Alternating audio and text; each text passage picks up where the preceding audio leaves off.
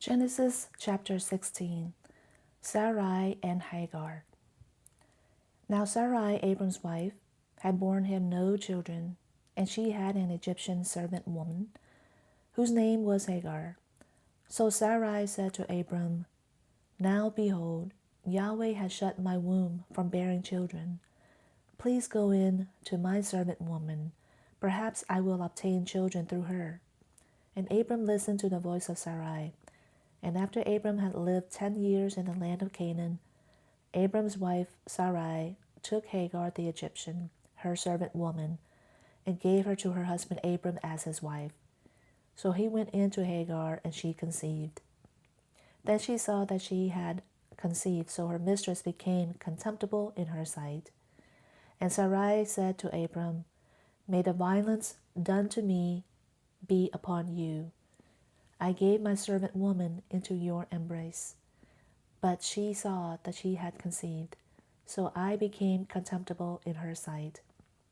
May Yahweh judge between you and me. But Abram said to Sarai, Behold, your servant woman is in your hand. Do to her what is good in your sight. So Sarai afflicted her, and she fled from her presence. Now the angel of Yahweh found her by a spring of water in the wilderness, by the spring on the way to shore. And he said, Hagar, Sarai's servant woman, where have you come from, and where are you going? And she said, I am fleeing from the presence of my mistress Sarai.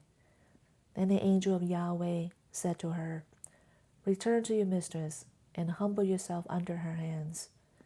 Moreover, the angel of Yahweh said to her, I will greatly multiply your seed, so that they will be too many to be counted.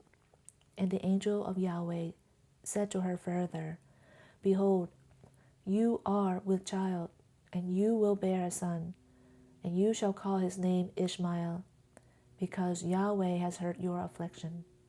And he will be a wild donkey of a man. His hand will be against everyone, and everyone's hand will be against him. And he will dwell in the face of all his brothers.